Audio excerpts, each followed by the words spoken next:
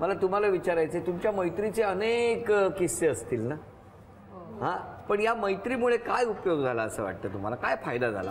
आम्ही एकमेकांच्या म्हणजे खूप अधिक जवळ आलो. मानसिक आधार, एकमेकीच्या मनातले काय आहे ते आम्ही म्हणजे ओळखू शकलो. मैत्री म्हणजे ही मैत्री कशी आहे माहिती आहे, आमची लहानपणापासूनची मैत्री नाही. आता आम्ही लग्न होऊन इकडे आलो तर आम्ही आमचं सुखदुःख म्हणजे प्रत्येक सासरी आलेल्या मुलीला हे असतं, ते कोणाकडे सांगणार? मिस्टरांना सांगून किती सांगणार? शेवटी ते त्यांचं घर आहे. मग एक अशी त्यावेळी असं वाटत असतं की एक मैत्रीण हवी आपल्याला.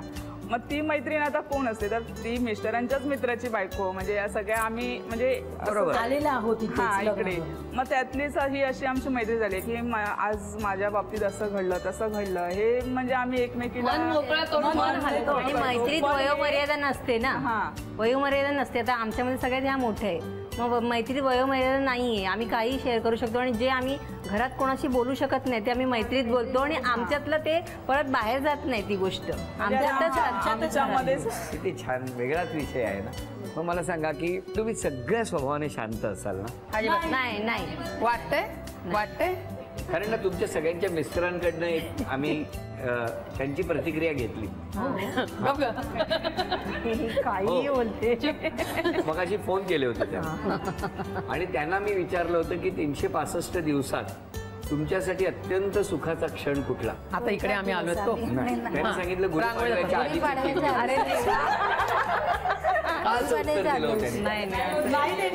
तुम्हालाच केलं. नाही, बरं दिलं असेल. आम्ही मैदानात जातो, घरी शांती. आमचे मिस्टर पण येतात बघायला तरी आम्ही काय करतो. आमच्या बरोबर ग्राउंड वरती तेही असतात. ते काय करतात? बघायला आपली बायको काय करते म्हणजे लक्ष ठेवायला बघायला.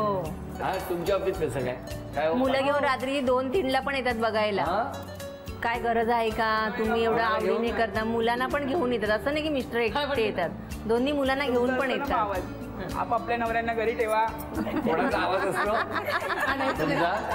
काय काय आवाज काय देता तुम्ही? म्हणजे मला मी एक मिनिट, आवाज काय देतात जरा परत सांगा.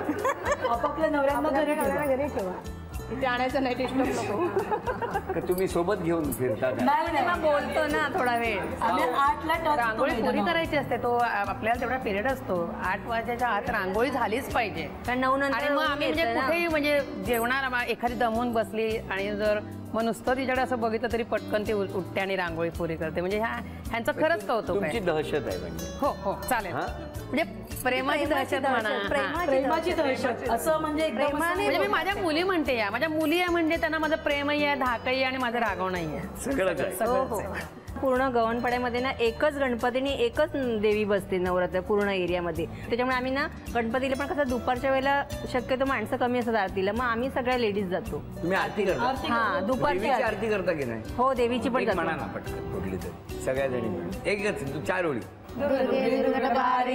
संसारी अनाथनाथे अंबे करुणा विस्तारी वारी वारी जन्म मरणाचे वारी हारी पडलो आता संकट निवारी जय देव जय देव.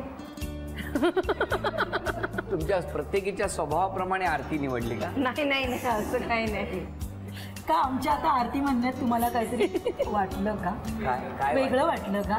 नाही नाही, म्हणजे कडकपणा वाटलं का? वेगळी होती. म्हणजे दुर्गे दुर्गट भारी म्हणाला. शेवटी स्त्री ही दुर्गेचाच अवतार असतो. खरं. आणि मला माहिती आहे मिस्टर रोज घरी तुमच्या जेव्हा येतात आपापले मिस्टर, त्यावेळेला बेल वाजवण्यापूर्वी मनात दुर्गे दुर्गट भारी असं म्हणत